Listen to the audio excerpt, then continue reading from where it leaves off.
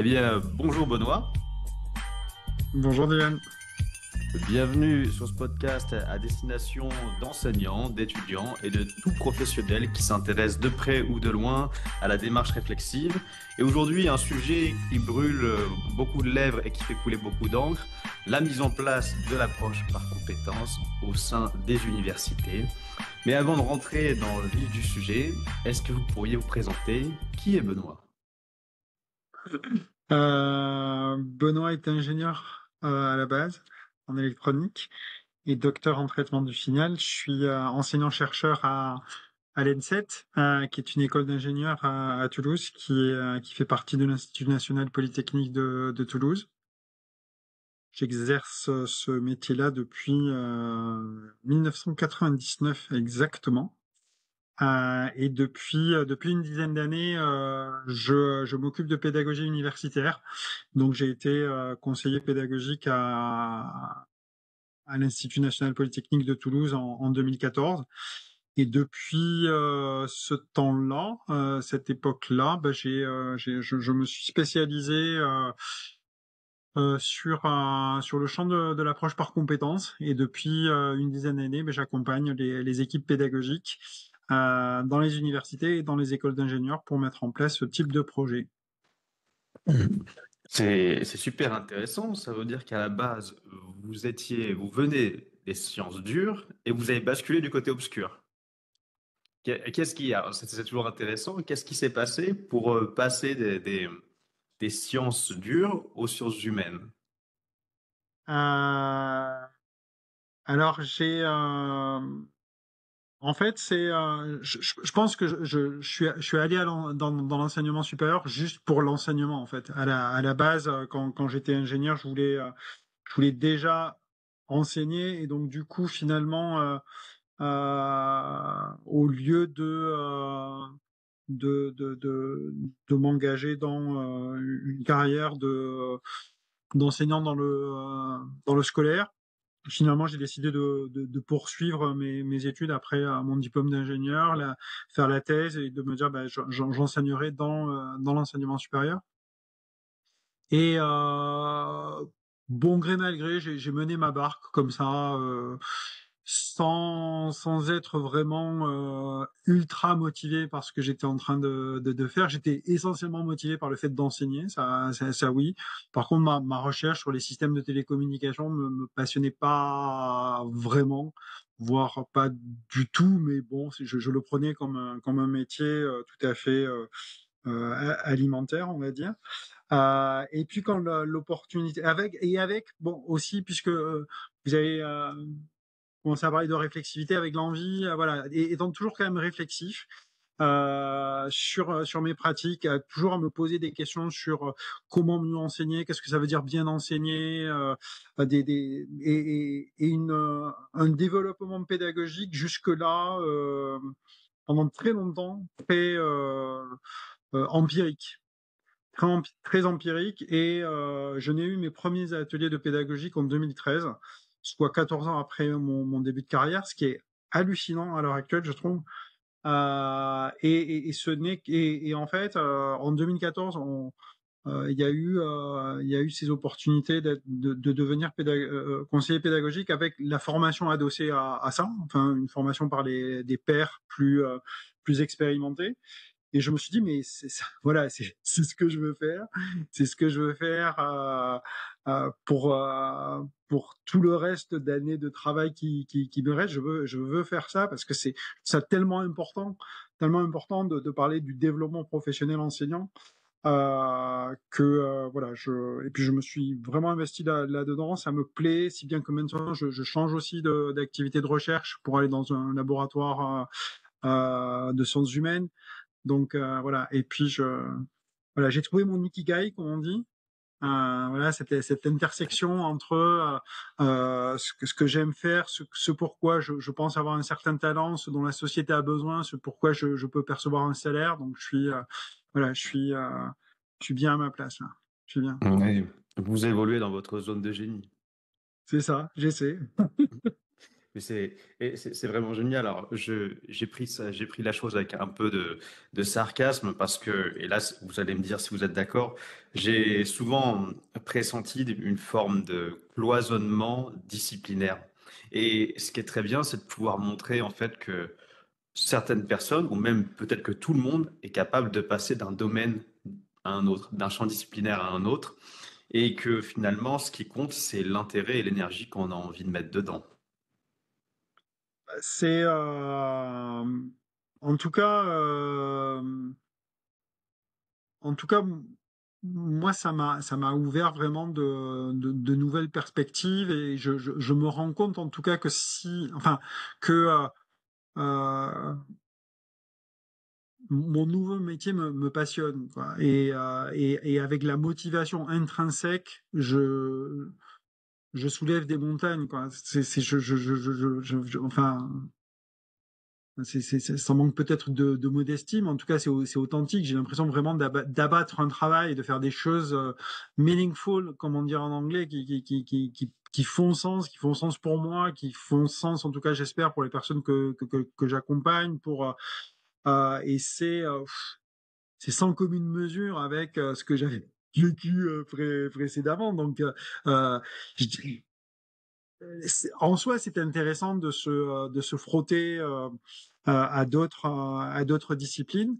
Mais là, en l'occurrence, ça a été aussi un vecteur de motivation et d'engagement sans commune mesure avec ce que j'avais connu, ce que j'avais connu avant, hein. C'est, le croisement des disciplines est très intéressant, quoi. Euh, moi qui a apporté un peu de sciences dures dans les sciences humaines, euh, je, voilà, je m'amuse à être le psychorigide de la bande, quoi. Donc c'est intéressant. Et inversement, je me trouve bien plus, on va dire, bienveillant, empathique et collaboratif lorsque je reviens dans mon dans mon laboratoire d'origine. Ça paraît très caricatural comme ça, hein, mais, euh, mais en tout cas, voilà, cette fertilisation croisée est très intéressante. Oui, et le plus important, c'est que vous puissiez être en mesure d'en voir les bénéfices et d'avancer avec ça. Et d'ailleurs, quand on parle d'avancer, vous aviez dit que vous vous intéressiez et que vous êtes principalement spécialisé, du moins actuellement, dans l'approche par compétences, et ça tombe bien, on va rentrer dans le vif du sujet. Et avant de rentrer dans une question qui m'intrigue beaucoup, eh bien, est-ce que vous pourriez définir rapidement pour les gens qui nous écoutent, afin qu'on précise le cadre de ce qu'on entend par approche par compétences? L'approche par compétence est une méthode de conception de programme d'études qui est centrée sur le développement d'apprentissage particuliers qu'on appelle ici des compétences et qui sont des capacités à agir dans des situations professionnelles complexes. Alors, si on revient un peu sur tout ce que je viens de dire de façon condensée comme ça, c'est que ce qu'il faut retenir surtout, c'est que l'approche par compétence, c'est une méthode de conception de programme d'études. Et c'est en ça que c'est nouveau dans l'enseignement supérieur parce que peu ou pas d'acteurs ou d'actrices de terrain se sont posés jusqu'à présent la question de savoir comment concevoir un programme d'études ou est-ce qu'il y avait des cadres conceptuels, des méthodologies pour concevoir des programmes d'études. Donc ça, c'est un point intéressant. Ça fait partie de la rationalisation un peu des façons de faire dans l'enseignement supérieur. Et puis l'autre côté qui est lié au développement de compétences, c'est centrer au-delà de centrer l'enseignement supérieur sur l'étudiant et ses apprentissages, c'est essayer de formaliser ces apprentissages-là en disant ce sont des capacités à agir dans des situations complexes. Tout ça pour favoriser et faciliter à la fois l'employabilité, la lisibilité des diplômes, la mobilité des étudiants et des diplômés à l'échelle européenne, et aussi pour accroître la visibilité et l'attractivité du modèle d'enseignement européen. Parce que ça vient aussi, voilà, ça se nourrit de, de travaux à l'échelle européenne. D'accord, merci.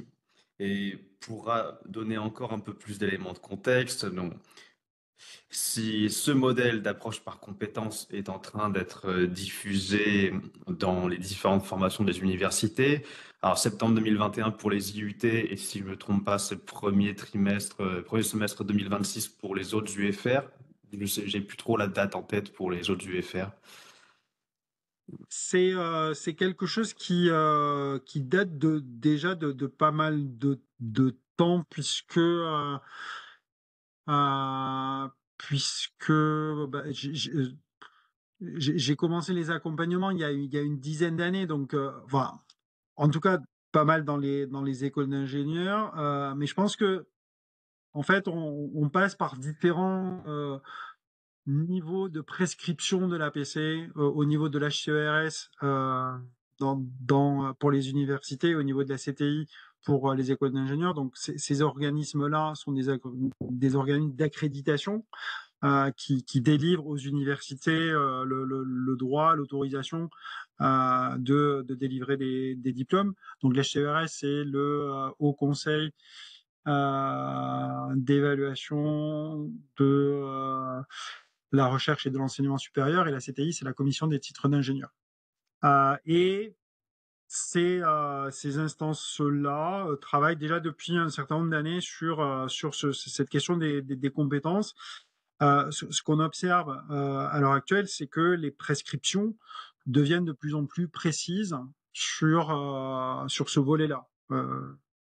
C'est-à-dire que voilà, on devient les demandes sont de plus en plus précises sur la mise en œuvre de cette approche-là. D'accord. Donc maintenant que le contexte est établi, on peut rentrer sur la première interrogation. Ça fait maintenant, en tout cas pour les IUT, on a 4 ans de recul sur la mise en œuvre de l'approche par compétences et un constat qu'on peut faire, en tout cas vous me direz si vous êtes d'accord, c'est que beaucoup d'enseignants se sont cassés les dents dessus, que ça fait couler beaucoup d'encre, que ça lève des tensions et que ça crée de la résistance. Alors, est-ce que vous, si vous êtes d'accord avec ce constat, est-ce que vous pourriez identifier qui, les différents freins à la mise en œuvre de l'approche par compétences? Formulé de la façon suivante, je dirais qu'il y a deux familles de freins. Je dirais que ceux qui me viennent en premier à l'esprit, et peut-être voilà, pour commencer soft, on va dire, euh, c'est que euh, je dirais les premiers freins sont dus à la façon aussi dont on accompagne la mise en œuvre de l'APC dans les établissements. C'est-à-dire que tout n'est pas la faute, entre guillemets, à l'APC en soi, ou l'APC en soi peut effectivement soulever des résistances, des freins, et j'y viendrai dans un deuxième temps, mais c'est vrai que à la base, le fait même euh, d'être dans un projet qui est mal accompagné, pas suffisamment accompagné, sur lesquels il n'y a pas forcément beaucoup de temps, beaucoup de moyens, beaucoup de ressources, bah, c'est normal que ça n'engage pas les acteurs de terrain, que c'est normal que les acteurs de terrain trouvent ça complexe, qu'ils trouvent ça incohérent, qu'ils trouvent pas ça pertinent, et une part de la responsabilité est incombe aux personnes en charge de l'accompagnement de ces projets-là.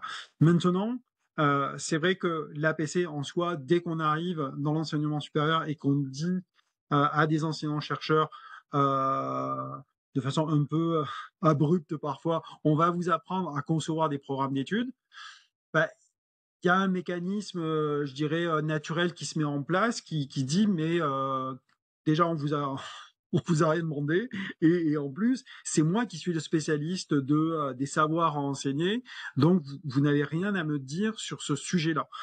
Ce qui fait référence à en fait la différence qui se fait et que les enseignants du scolaire apprennent à faire, c'est la différence entre les savoirs pour enseigner et les savoirs à enseigner. Donc effectivement à l'université, on est baigné, on est empreint de ces savoirs, les savoirs à enseigner. Voilà, on est expert national, mondial des savoirs à enseigner, si ce n'est que euh, euh, moi, qu'est-ce que je suis venu faire dans l'accompagnement pédagogique? C'est aussi défendre le droit d'exister des savoirs pour enseigner. C'est-à-dire que pour enseigner dans le supérieur, et même dans le supérieur, il ne faut pas juste maîtriser les savoirs à enseigner, mais il y a aussi des savoirs pour enseigner. Alors, pour monter des cours, mais aussi en l'occurrence pour concevoir des programmes d'études. Et là, en l'occurrence, c'est vrai que ça frotte un peu euh, parce que parce que dès que l'on questionne la place des différents cours à l'intérieur d'un programme pour acquérir un certain nombre d'apprentissages et déjà pour formuler des apprentissages, je dirais de façon quand même normale, alors peut-être pas légitime, mais en tout cas de façon compréhensible, les enseignants, à partir du moment où ils sont questionnés, ils pensent être remis en cause. Ce qui est pas le cas. Moi, quand je suis dans une démarche d'accompagnement, je suis pas en train de remettre en cause la place des enseignants. On travaille ensemble à l'élaboration collective d'un programme pour développer un certain nombre d'apprentissages. Bon, alors effectivement, ça questionne tout un tas d'équilibres, tout un tas de jeux de pouvoir qui étaient là depuis longtemps. Et c'est là que ça frotte. Et ce qui est très amusant, c'est de confondre très vite questionnement et remise en question. Sur, comment dire, sur le fonctionnement de la psyché, c'est très révélateur. C'est que d'une part, on fasse la confusion, ça voudrait dire qu'on n'aime pas vraiment la remise en question. Bon, c'est quelque chose qui n'est pas toujours agréable. Et surtout, c'est qu'on n'y est pas forcément habitué. Bah, moi, je, j'ai été, j'ai été marqué par la lecture d'un article de Jean Housset à qui on doit le triangle pédagogique entre l'enseignant, l'étudiant et le savoir. Et son article issu d'une conférence s'appelait L'autorité ne passera pas. Ça posait la question de l'autorité. Est-ce qu'il faut être autoritaire en cours et c'est là que j'ai découvert la distinction entre l'autoritas, faire autorité en la matière, c'est-à-dire avoir une autorité due à sa compétence, à son savoir, à sa maîtrise, à son expertise, et la potestas, c'est-à-dire avoir une certaine autorité due à son rang, à la hiérarchie, à son poste dans une institution. Et, euh, l'approche par compétence, euh, quand elle arrive dans l'enseignement supérieur pour euh, questionner les pratiques enseignantes, elle questionne, qu'est-ce qu'elle questionne? Elle questionne un peu l'auctoritas des enseignants et elle questionne leur leur expertise à concevoir des programmes d'études. Et c'est là qu'il faut pas se tromper, c'est-à-dire que questionner la façon de concevoir les programmes d'études, c'est pas questionner l'expertise des personnes. Voilà. Et il y a cette question de questionner l'autorité, c'est questionner la potestas aussi parce que les enseignants se sentent euh, en toute puissance ou en tout pouvoir sur leur enseignement de par leur statut et finalement questionner ce qu'on va mettre dans les cours, c'est aussi questionner un peu la place, leur place dans l'institution. Donc il y a c'est voilà c'est assez c'est troublant, c'est compréhensible que ce soit troublant en tout cas. Et justement, pour éviter que ce soit troublant et générateur de résistance, qu'est-ce que l'on pourrait faire? Qu'est-ce qui pourrait être fait dans la mise en œuvre de l'approche par compétences pour que celle-ci rentre dans la mission des enseignants-chercheurs? Parce qu'actuellement, le phénomène de résistance fait que, enfin, en tout cas de ce que j'ai pu observer à mon échelle et ce que d'autres collègues ont pu observer, eh bien, c'est qu'il y a il y a des enseignants qui n'ont pas envie de rentrer dedans, qui la laissent de côté, malgré, malgré quelque part l'injonction et les précisions de l'HCERS. Alors, qu'est-ce qui pourrait être envisagé pour, quelque part, obtenir l'adhésion des enseignants là-dedans? Euh, alors, à la base, moi, les premières conférences que j'ai faites et que je propose lorsque j'accompagne les équipes ou les établissements, c'est une conférence dont le titre principal, c'est l'APC. Bon. Et le sous-titre, c'est toujours passer de la corvée à l'opportunité. C'est de se dire, ben, en fait, effectivement, le point de départ qui est pas sexy, hein, on va pas se cacher ça, c'est que c'est une prescription. Et moi, j'essaie de travailler sur cette prescription pour essayer de sortir de l'idée selon laquelle cette réponse aux accréditeurs serait une forme de formalité administrative. Et je me dis, bah, si on remet un peu la définition au centre, hein, concevoir un programme d'études, concevoir collectivement un programme d'études, là, ça commence à être déjà intéressant parce que on, on travaille pour les étudiants, euh, pour les euh, euh, pour les futurs candidats au programme d'études, pour les futurs employeurs, pour augmenter, améliorer la lisibilité de l'offre de formation, parce que finalement, on essaie d'expliciter ce que les étudiants sauront faire à la sortie du diplôme, et on s'engage à faire en sorte qu'à la sortie, ils soient capables de mener à bien telle ou telle activité. Et je pense que c'est un point, c'est un point qui peut être intéressant. Dans tous mes accompagnements, j'essaie de faire naître un besoin. Parce que à partir du moment où il y a un besoin, où il y a une attribution de valeur, ce projet, il est intéressant pour moi, il est utile pour moi, il est important par rapport à l'image que j'ai de mon métier. Bah, c'est plutôt gagné. Euh, je- je- J'essaie de faire un diagnostic au maximum sur ben voilà comment les enseignants quel est leur constat, leur propre diagnostic sur l'absentéisme des étudiants, sur l'engagement des étudiants. Est-ce qu'ils ont l'impression qu'ils sont actifs ou passifs? Est-ce que qu'est-ce qu'ils savent des appétences des étudiants? Est-ce qu'ils connaissent le rapport des étudiants au savoir, leur rapport au savoir, leur rapport aux études, leur rapport à l'emploi?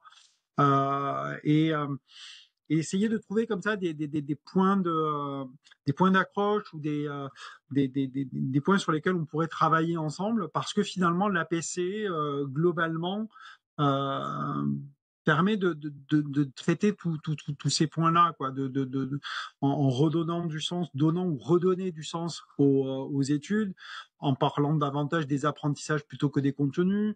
Voilà, il y a c'est multi, tout ça est multidimensionnel. Mais ça, je vous rejoins assez là-dessus, en tout cas dans le cadre de mes enseignements, mais aussi de mes accompagnements d'enseignants. On, euh, on voyait en tout cas l'intérêt pour l'étudiant de se réapproprier son parcours et de voir davantage une utilité, allez, même si le terme peut être péjoratif, une utilité ou un sens à son parcours pour son insertion professionnelle après ses études. Mais là où je voulais en venir, je voulais mettre un mais, une réflexion que je me suis faite, c'est que l'approche par compétences nécessite un travail en groupe. Et en tant qu'ingénieur pédagogique qui a accompagné des enseignantes de façon individuelle, je me suis fait une réflexion, c'est que peut-être que travailler en groupe, travailler en collectif et construire des programmes en approche par compétences, des situations d'apprentissage et d'évaluation pourrait se révéler inconfortable dans la mesure où certains enseignants sont peut-être pas forcément déjà à l'aise avec leur propre matière. Et quand je dis matière, je dirais plutôt enseignement, parce que c'est pas tant la matière qui leur pose problème, mais c'est plutôt la relation avec les étudiants pour enseigner cette matière. Et s'ils sont pas autonomes avec ça, s'ils sont pas à l'aise avec ça, finalement, l'approche par compétence, ça va les amener à emmener cette insécurité dans un collectif et quelque part attirer les projecteurs dessus. Est-ce que, est-ce que déjà, est-ce que ce que je vous dis, ça vous semble un peu incohérent ou stratosphérique, ou est-ce que vous avez déjà rencontré ce genre de cas? Alors, sans, j'ai assez peu d'exemples de personnes qui se sentent inconfortables dans leur cours et qui auraient de ce fait encore plus de difficultés de partager cet inconfort, ou que le travail collectif amène à voir cet inconfort. Par contre, euh, le fait est que la construction collective, ça c'est quelque chose qui est qui suscite des tensions, parce que bon gré mal gré, enfin en tout cas ce que j'ai observé depuis une dizaine d'années dans les équipes qui ont fait appel à moi, c'est que bah, je les programmes sont organisés déjà depuis de nombreuses années, et, euh, et ont atteint une forme d'équilibre. Certains ressortent gagnants de cet équilibre, d'autres ressortent moins gagnants, perdants même. Euh, euh, et puis il y a aussi des représentations de ce que c'est avoir trouvé sa place dans le programme. Est-ce que pour certains c'est celui ou celle qui donne les cours de première année, ou celui ou celle qui donne les cours de master. Et parfois ça change d'un établissement à un autre. Euh, en école d'ingénieur, les plus anciens donnent les cours en première année. À l'université, il est plus valorisant de faire les cours en master. Il y a des jeux de pouvoir, il y a des jeux de voilà qui font que moi je suis plus à l'aise dans cet enseignement-là, ou à cette place-là dans le programme, et ce n'est pas forcément la décision qui est prise, et ce dont on est en train de parler, c'est pas vraiment lié aux apprentissages des étudiants, ou à la construction de savoir-agir complexes. Donc là, ce qui va se passer, c'est que la remise à plat, on va dire collective, de tout ce programme d'études va nécessiter de la communication, parce qu'on va tisser des liens, on va tisser des trajectoires de développement de ces apprentissages tout au long du programme, et on va quitter une approche un peu de juxtaposition.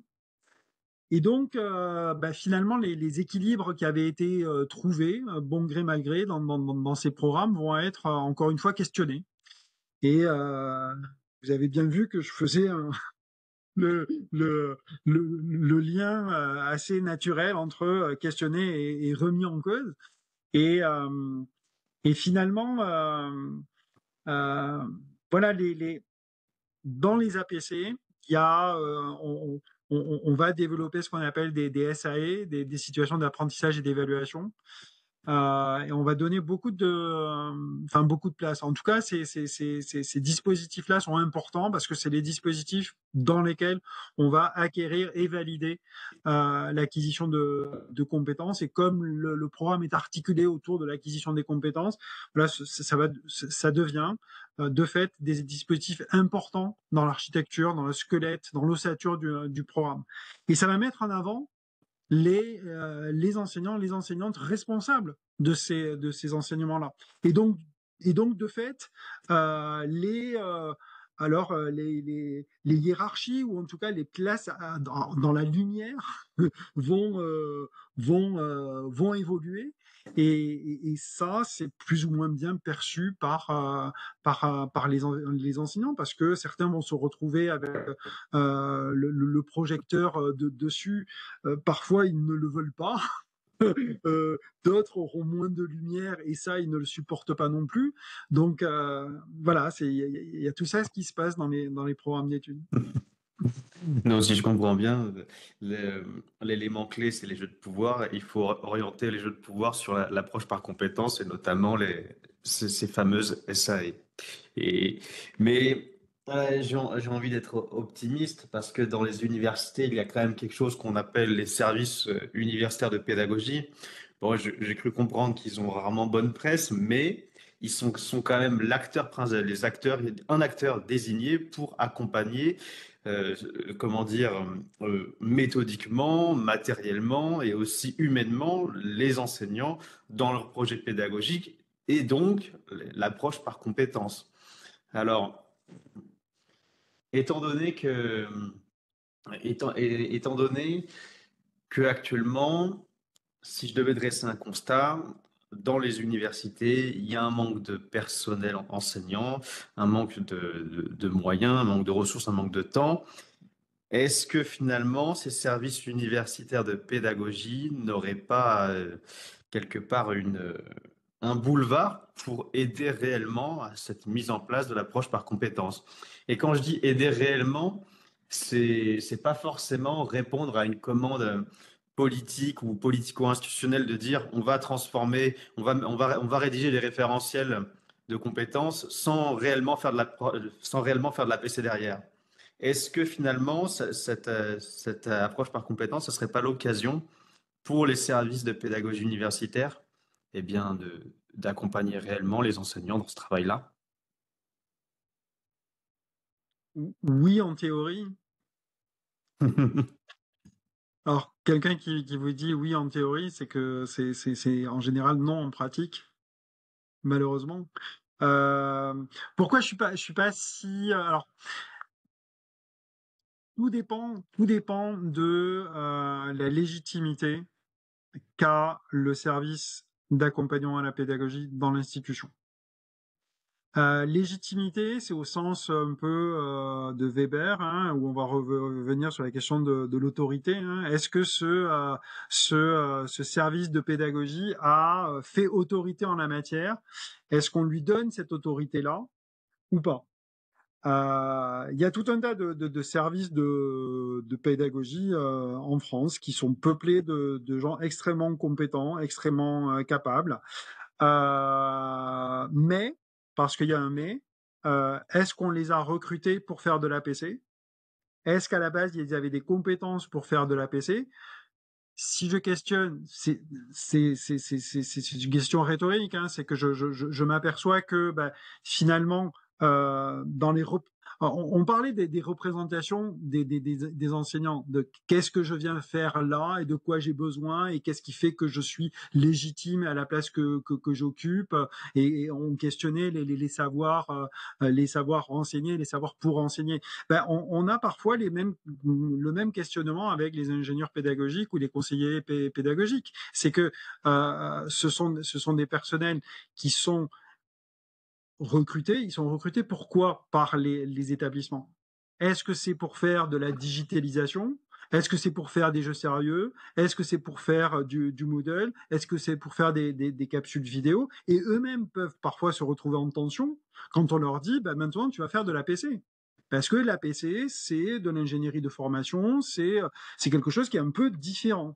Donc, il y a la question de Oui, oui, les services universitaires d'appui à la pédagogie sont les services tout désignés pour faire l'accompagnement à ces projets-là, comme des services informatique sont légitimes pour mettre en place le Wi-Fi ou tout système d'information. Mais aussi faut-il que ces personnes-là euh, aient les compétences ou se mettent à monter en compétences sur l'APC et que les décideurs à l'intérieur des établissements, les directeurs du FR, les présidents, les présidentes d'université, donnent à ces services-là la légitimité, l'autorité pour accompagner ou piloter ce genre de projet. C'est quand même c'est quand même un gros problème. Là, on parle de l'approche par compétence, mais euh, malheureusement, et je dis bien malheureusement, que j'ai échangé avec plusieurs ingénieurs pédagogiques et plusieurs enseignants d'universités différentes, et à chaque fois, quand on demandait justement comment dire, si le service universitaire de pédagogie avait bonne presse, chaque fois la réponse était négative, dans la majorité des cas était négative, pour des raisons diverses et variées. Mais quelle était la conséquence directe? C'est que les services universitaires de pédagogie peinent à ramener des enseignants, à travailler avec des enseignants, alors que nous, en tant qu'ingénieurs pédagogiques en université, notre raison d'être, c'est d'accompagner, c'est d'être sur le terrain avec les enseignants et de travailler avec eux. Donc, peut-être c'est sûrement un problème de communication, mais alors, et si justement il serait nécessaire dans un environnement idéal d'avoir un appui de la politique, enfin, comment dire, de l'équipe présidentielle, pourquoi pas, mais est-ce que cela suffirait? Je suis même pas sûr.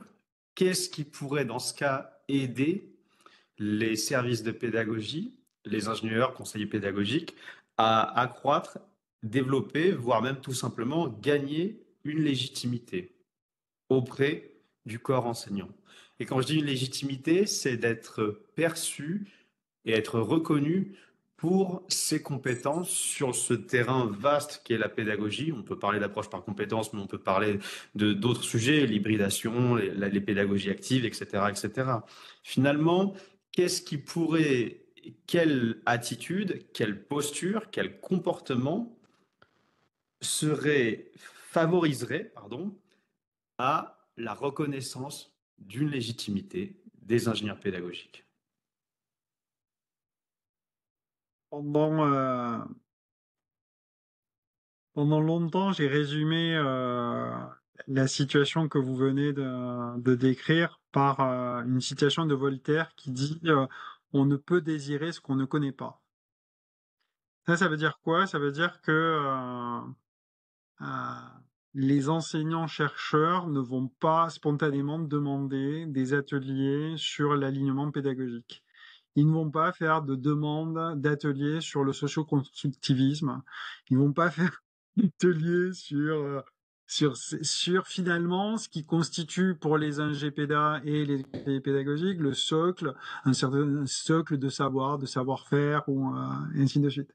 Donc en fait, je pense que asseoir la légitimité et l'autorité, en l'occurrence l'auctoritas des ingépédas et des conseillers pédagogiques dans les établissements d'enseignement supérieur, ça passe déjà par répondre aux questions des enseignants. Et je pense que c'est en fertilisant et en ayant un socle déjà de succès et de réponse à, aux questions de terrain des enseignantes et des enseignants qu'on pourra avoir ce socle de confiance qui permet ensuite d'ouvrir des portes et de dire voilà bah, là on a fait des QCM pour des grandes cohortes alors bon la question c'est parfois il serait bien peut-être de reformuler ou les objectifs d'apprentissage vous voyez c'est une question de pied dans la porte quoi comme technique de commerçants, quoi. On est là et on se dit, peut-être qu'à la faveur de certains projets, comme voilà, le fait de faire des QCM en grande cohorte, ça peut être aussi l'occasion de parler d'objectifs d'apprentissage. Parce que si on arrive de suite en disant, ah, mais vous savez, la taxonomie de Bloom, ben, bon, force est de constater que il y en a qui ont essayé, ils ont eu des problèmes. C'est bien, ce que vous dites est très intéressant parce que quand je vous ai posé cette question, bon, j'avais une petite idée et la vision que j'ai rejoint un peu quand vous parlez de fertiliser ou de donner un coup de pied dans la porte. Ce que j'ai. Alors, pas donner un coup de pied dans la porte, hein, c'est mettre un pied dans la porte. Oui, c'est vrai, l'image c'est n'est vrai, pas, c'est vrai, l'image n'est pas tout à fait pareille. c'est vrai. Pardon, j'ai déformé. Alors, mettre un pied ou même toquer délicatement à la porte, ce que ça amène en fait concrètement. Et c'est une réflexion que je me suis fait depuis le départ, c'est que pour travailler avec des enseignants, ben, comme vous l'avez dit, on ne peut pas désirer ce qu'on ne connaît pas. Ils ne peuvent pas se dire qu'il faut travailler avec nous s'ils ne savent pas qu'on existe. Et, et donc la première des choses, le premier élément de la posture qui me paraissait très important, ben, c'est presque cette posture de commerçant, de VRP, c'est d'occuper le terrain, occuper l'espace et être capable d'aller les voir. Et étant donné que les enseignants, chercheurs ou pas chercheurs d'ailleurs, sont globalement des loups solitaires, eh bien on peut aller les voir, mais de façon individualisée, aller les trouver là où ils se trouvent, dans leur environnement, c'est-à-dire la salle de classe ou leur bureau. Et rien que ça, déjà, ça permet la rencontre, et c'est de la rencontre que tout peut se créer. Tout n'est pas obligé de se créer, mais tout passera forcément par une rencontre. Et, et c'est et très souvent, enfin, les enseignants que j'ai accompagnés, je leur ai demandé, dis-moi à tout hasard si je t'avais envoyé un mail, tu aurais répondu. Et après, en général, il prend son PC, il me le montre, il fait, t'as vu tous les mails, je pense vraiment que j'ai que ça à faire. Et ça, c'est quand il a le temps de me répondre. Mais finalement, c'est, c'est quelque part, si l'enseignant ne prend pas le temps ou n'a pas le temps, peu importe, il faut ramener le temps à lui et quelque part, ramener le temps à lui, bah, c'est directement se matérialiser dans son champ de vision. Et, et donc, il y avait vraiment cette phase de démarchage et c'est cette question de cette posture presque proactive et d'occupation de terrain que j'aurais tendance à recommander. Mais là, je vais amener, on va dire, un élément de contradiction. C'est justement quand vous avez posé la question, pourquoi les ingénieurs pédagogiques sont recrutés? J'avais envie de vous répondre, bah, ils sont recrutés sur des appels à projets sur des projets qui sont un peu très souvent fumeux et sur des missions qui correspondent pas forcément avec la réalité. Et c'est ce qui peut aussi expliquer un turnover, mais aussi un certain mal-être dans la profession. C'est il m'est arrivé de parler régulièrement avec des ingénieurs pédagogiques qui vivent une certaine dissonance avec leur métier. C'est-à-dire que d'un côté, ben, ils sont conscients des besoins réels des enseignants, réels comme consentis, c'est-à-dire ben, un enseignant, il est occupé, il doit cultiver son jardin, il faut qu'il gère sa classe, il faut qu'il prépare ses cours, donc partir dans des délires tels qu'on va aller sur la lune de l'approche par compétence, il y a plus important, et c'est complètement légitime. L'ingénieur pédagogique, il peut l'avoir compris, ça. Pour autant, il sait que s'il se positionne dessus, il va se dire, ah, mais je suis en décalage avec ma fiche de poste qui me dit de faire de la comodalité, de faire de la visio, de faire du Moodle. Et, et c'est là, en fait, j'ai envie de poser la question, qu'est-ce qu'on peut faire? À titre personnel, moi, j'aurais tendance à dire, ben, faites ce qui vous semble le mieux et soyez cohérent avec vos valeurs, mais vous, en tant que personne qui a accompagné, qui travaille sur ces questions-là, comment est-ce que vous verriez la chose? Euh, alors, mm, mm,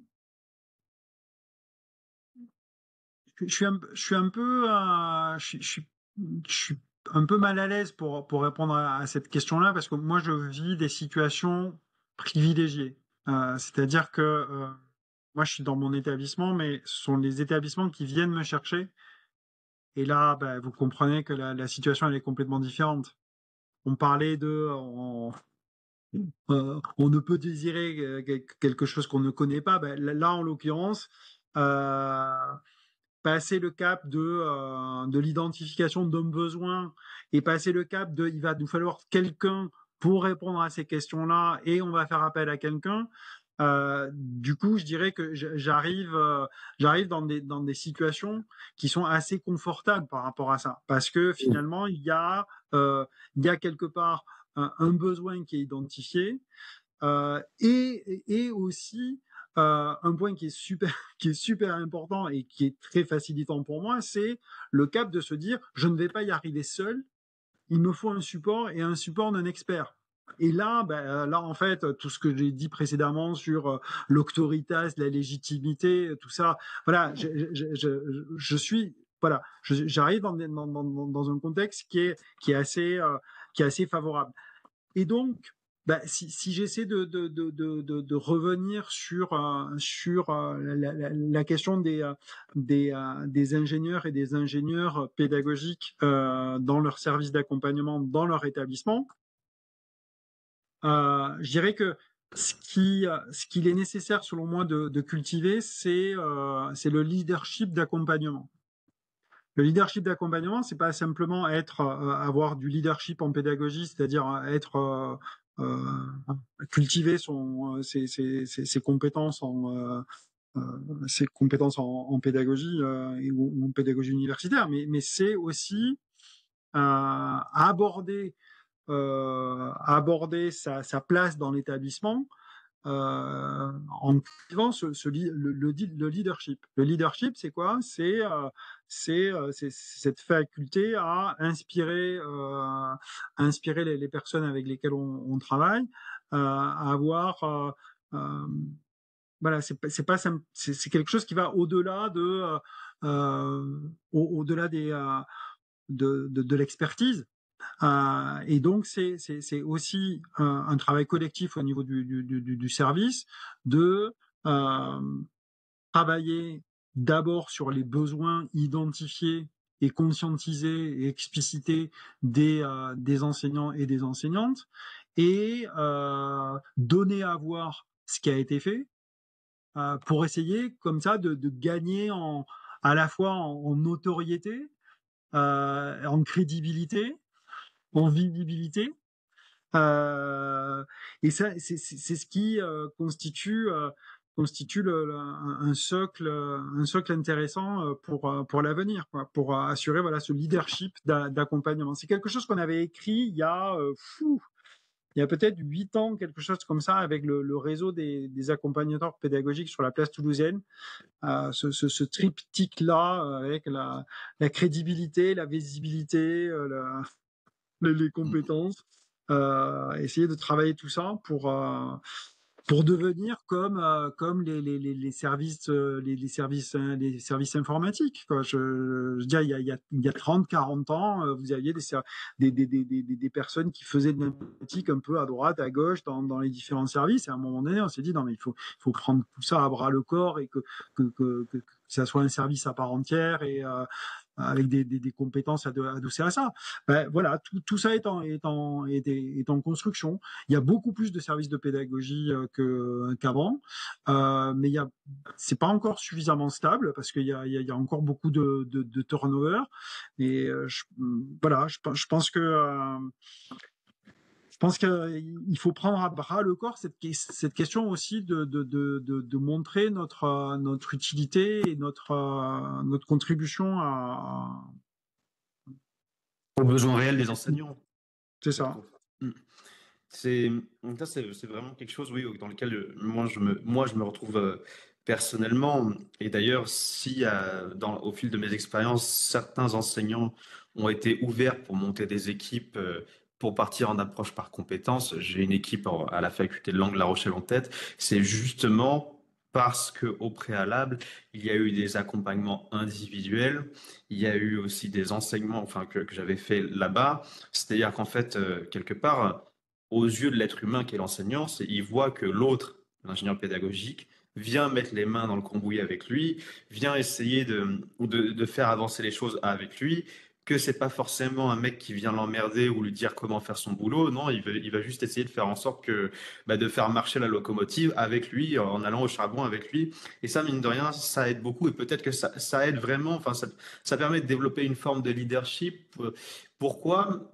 Ben parce que il y a un sentiment de reconnaissance qui se crée, c'est-à-dire que l'enseignant se reconnaît, se voit dans l'ingénieur pédagogique, et c'est idéalement la posture qu'on doit avoir, c'est qu'on doit être un miroir réflexif. On est là pour les accompagner. Et, et c'est alors la difficulté, parce que oui, il y a toujours des difficultés, c'est que lorsqu'on veut développer une telle posture, eh bien, ça demande quelque chose que l'ingénieur pédagogique n'a pas, c'est le temps. Parce que très souvent, l'ingénieur pédagogique en université, il est recruté sur des contrats qui vont durer de 6 mois à 18 mois ou 2 ans, 3 ans. Sauf que là, quand on parle des projets telle l'approche par compétences, des changements de paradigme, des changements de posture, des changements profonds, ben, il faut du temps pour créer une confiance. Ça, c'était un peu la réflexion, le fruit de mes réflexions qui sont partielles et temporaires, hein.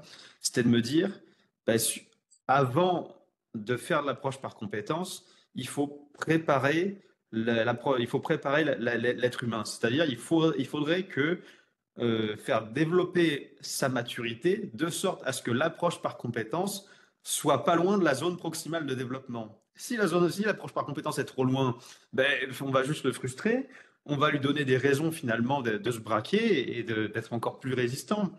Et très souvent, quand on avait, quand, dans des entretiens de recrutement, lorsqu'on me demandait qu'est-ce que je retenais de mes expériences en tant qu'ingénieur pédagogique, ben, je répondais, j'ai juste essayé de contribuer à la maturité, à la maturation, pardon, de chaque enseignant. Même si je savais que les objectifs du projet sur lesquels j'étais détaché étaient pour certains irréalisables, bah, si ça permettait de rapprocher les enseignants de ces objectifs-là sans qu'ils le vivent mal, voire même qu'ils le vivent bien, qu'ils apprennent des choses, j'estimais que la mission était remplie. Et ça, c'est un problème quand même de fond, c'est-à-dire que à un moment donné, il y a des ingénieurs pédagogiques et même enfin, des êtres humains de façon générale qui vont dire oui, mais on va se faire virer si on fonctionne comme ça et on peut pas, on vit pas d'amour et d'eau fraîche. Alors comment on fait pour concilier quelque part cet impératif entre cet impératif alimentaire avec la posture réelle, enfin avec la réelle valeur ajoutée que l'on peut donner en tant qu'ingénieur pédagogique, c'est-à-dire répondre aux réels besoins des enseignants alors qu'on a une fiche de poste qui ne nous le permet pas. Ça, c'est une grande question et j'ai beaucoup de mal à trouver de réponse. Euh, en fait, par rapport à tout ça, je dirais que euh,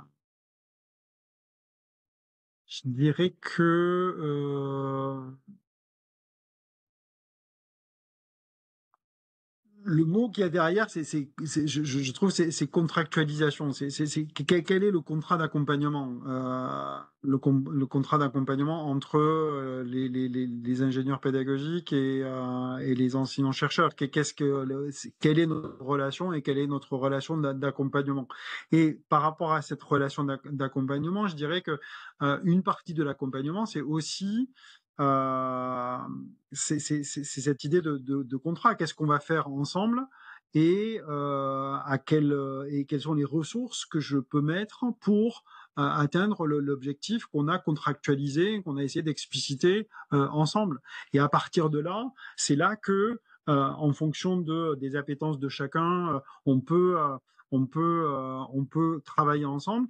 Et j'aime bien euh, naviguer, moi, entre différentes postures de l'accompagnateur, en fonction de notre responsabilité dans le produit final et aussi notre posture par rapport au développement professionnel de la personne que l'on accompagne. Et à partir de là, ben, on est soit observateur, je vous regarde faire et je vous dis ce que j'en pense. On peut être formateur. Je donne des éléments.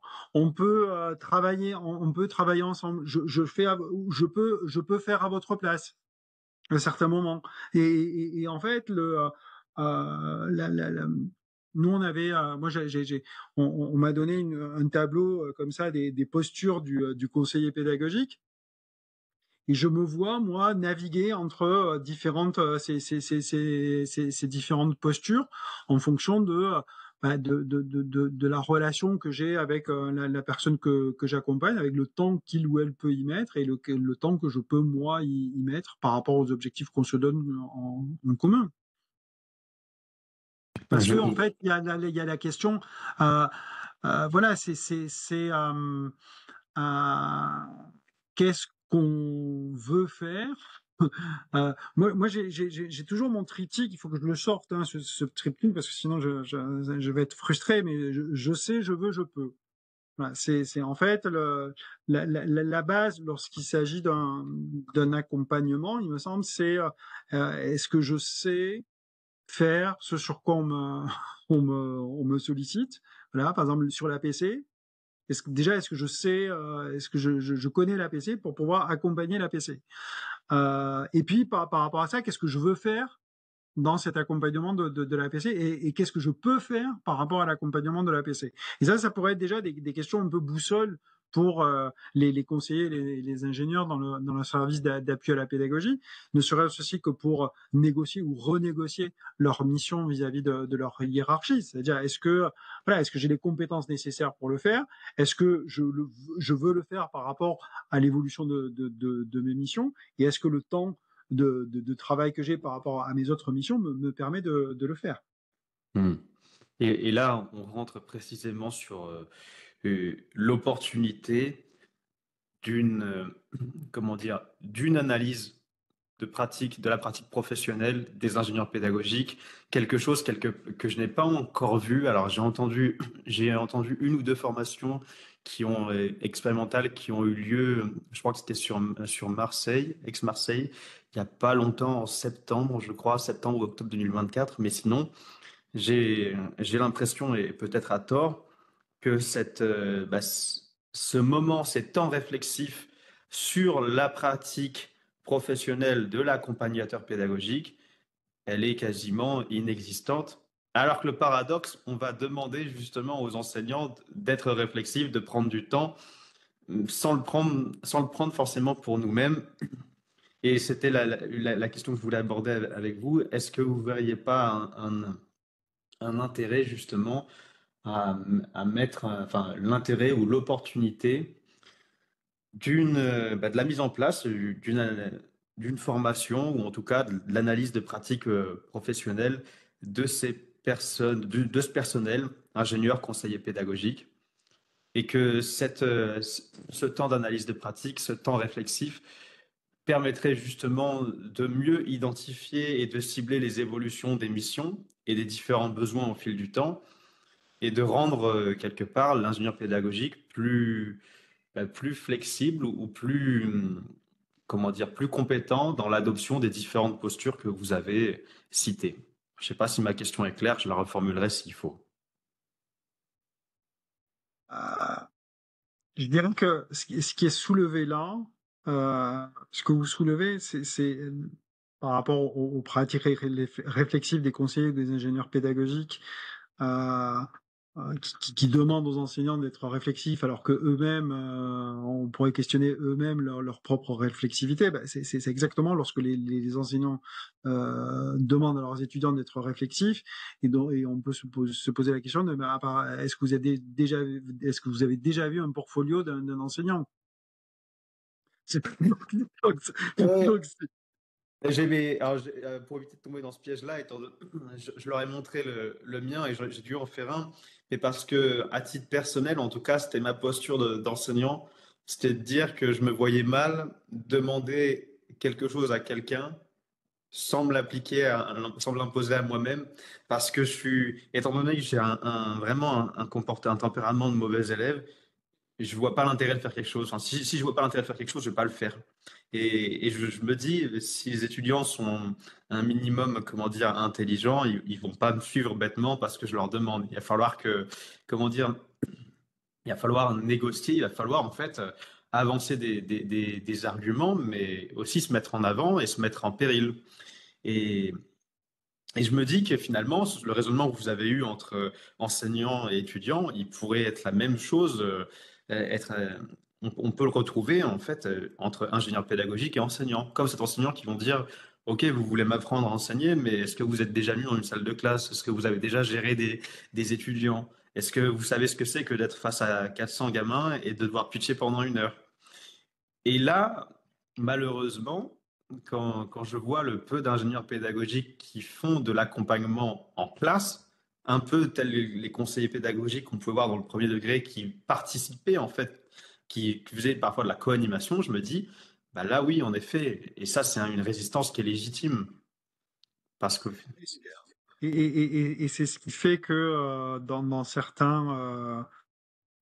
certaines situations, je pense que ma casquette enseignant-chercheur joue en ma faveur sur ce plan-là. C'est-à-dire qu'effectivement, on m'a dit, on m'a dit directement que oui, une part de ma crédibilité était associée à mon statut. Ce que je trouve un peu, voilà, je trouve que c'est dire aussi le chemin qu'on a à parcourir pour asseoir et fortifier la la crédibilité, la légitimité de ces nouveaux personnels dans l'enseignement supérieur, parce que c'est quand même assez nouveau. Euh, je voulais revenir sur la question de la réflexivité. La réflexivité, c'est quelque chose qui est générique et qui a travaillé à tous les niveaux. Et la question de l'analyse de pratique, c'est une modalité comme le portfolio, voilà, c'est quelque chose qui va outiller ou instrumentaliser le développement de cette réflexivité comme moyen de s'observer, d'observer ses pratiques et de réguler ses pratiques, d'ajuster ses pratiques en fonction de ce qui a été fait. Et c'est vrai que pour le coup, dans une perspective de développement professionnel, le collectif joue beaucoup et est très important là-dessus. C'est-à-dire que enfin, moi je crois beaucoup. Enfin, comment je vais le formuler ça. Qu'est-ce que je m'apprête à dire? Je crois. Je m'avance. Allez, je m'avance. Je me risque à dire que le développement professionnel tout seul, bah, si on veut sortir de sa zone de confort, il faut et entrer dans sa zone proximale de développement. Faut y aller avec des pairs. Il faut que ce soit socio quelque chose, avec des pairs, avec un expert qui nous permettent de sortir de cette zone de confort et d'aller taper dans la zone proximale de développement. Donc oui, oui au réseau d'ingénieurs pédagogiques, oui à l'Anstia qui met des moments d'échange pour que tout le monde, pour que nous fassions famille, nous fassions communauté, et oui au partage local de pratiques pour alimenter ce développement professionnel. Moi, je suis dans une liste de diffusion sur Toulouse. Euh, une liste gérée par le service interuniversitaire de pédagogie. Et puis voilà, on est sur plein de sujets, on se voit, on déjeune ensemble.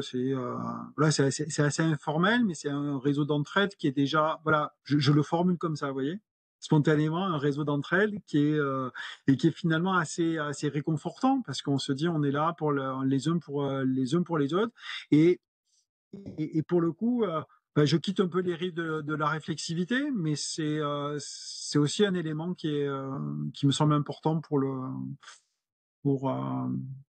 le développement professionnel ou être à l'aise avec le poste qu'on occupe.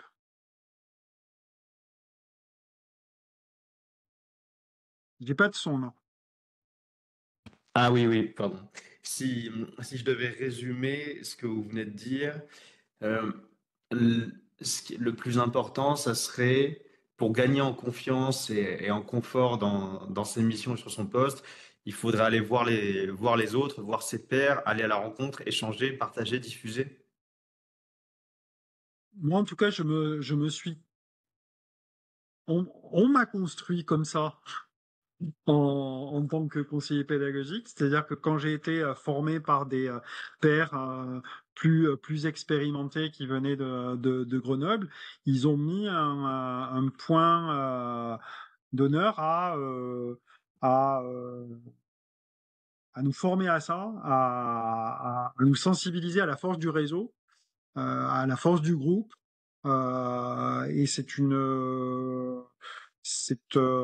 quelque chose que j'ai intégré et qui fait partie vraiment intégrante de ma pratique. Et voilà, c'est quelque chose que j'ai besoin de ça, j'ai besoin de me nourrir de ça aussi. Euh, et c'est très appréciable. Là, dernièrement, j'étais, par exemple, aux journées d'études de l'AIPU, de l'Association internationale de pédagogie universitaire. Ben, ça fait partie aussi par exemple, d'occasions comme ça, de réseauter, ne serait-ce que pour se rendre compte que l'herbe n'est pas forcément plus verte ailleurs et que on partage nos joies et nos succès et nos craintes et nos angoisses parfois. Donc ne serait-ce que ça, c'est très rassurant. Moi, voilà, je vais le formuler comme ça. C'est très rassurant et nous permet de relâcher la pression par rapport à tout ce qu'on a dit sur notre place, notre posture, nos missions, nos compétences, notre légitimité, notre autorité, notre leadership. C'est Hmm. voilà, ça fait baisser la pression un peu. Oui, ce que vous venez de dire ce que vous venez de dire me fait penser à ce que m'avait dit un étudiant, justement, dans un moment réflexif. Il nous avait partagé en classe que j'ai réalisé que lorsque je devais être en projet, en SAE, je galérais. Mais quand j'allais voir les copains et que je réalisais qu'on galérait tous au même endroit, on s'est dit, bah, finalement, on est peut-être au bon endroit. Et il y a ce côté quelque part réconfortant parce on se retrouve, nous et nos emmerdes, dans l'autre, enfin chez l'autre. Mm, mm, mm. Et, et alors j'ai quand même envie d'être un peu, comment dire, pas optimiste, mais presque rabat-joie, je dirais, en disant que c'est bien de se retrouver dans les emmerdes, enfin, c'est bien de se retrouver, nous et nos emmerdes, chez l'autre, à partir du moment où ça peut nous aider à avancer. Sinon, c'est un piège, c'est un gouffre sans fond. Ah, je suis entièrement d'accord avec le diagnostic ou l'analyse ou le ressenti. Hein. C'est que faut parfois se méfier d'être dans un contexte où on est là pour ressasser ressasser ce qui va pas et voilà essayer Et avoir une de attitude de couper. fataliste. Oui, voilà, parce que il y a le côté réconfortant de vivre des situations similaires, mais Bah, il y a voilà, aussi le biais de se dire, ah, c'est comme ça en fait. Le système est comme ça, on peut rien y faire. Et ça, ça peut être très dangereux parce que si ça amène enfin, à se résigner. c'est ça, c'est ça. Alors, entendons-nous bien, hein, moi pendant longtemps, oui, et puis toujours, je crois. On vient me voir, alors là pour le coup, c'est des conseillers pédagogiques ou des ingénieurs pédagogiques qui viennent me voir, me solliciter pour me dire ouais, mais moi, je m'en sors pas parce que j'ai telle condition d'exercice de mes missions, nanana, nanana. Et c'est vrai qu'à un moment donné, je lâche le mot renoncement parce que déjà, je suis pas magicien, je suis pas capable de transformer les situations de travail ou les situations les contextes d'exercice du métier, mais voilà, ça peut être quelque chose ici qui est important à entendre, de se dire, mais enfin, je pense que la plupart des personnes euh, qui m'ont relaté leurs circonstances et les contextes de leur mission, euh, je, je, je, je, je pense que ils étaient, la plupart étaient d'accord avec moi sur le diagnostic. C'est-à-dire qu'à un moment donné, quand on est en tension sur voilà ce qu'on me demande de faire et voilà ce pourquoi j'ai été recruté et voilà les nouveaux projets et voilà le millefeuille comme ça on sait très bien que euh, les principales sources de risques psychosociaux au travail naissent de cette tension qu'il y a entre les missions qu'on me demande vraiment de faire et les représentations que j'ai de cette mission, de ces missions. Alors, je vois qu'on arrive à la fin de cet épisode et justement, quels conseils vous pourriez donner aux ingénieurs et conseillers pédagogiques pour ne pas se perdre dans ce millefeuille et pour trouver un compromis entre la représentation peut-être idéalisée qu'ils se font de leur mission et ce qu'on leur présente.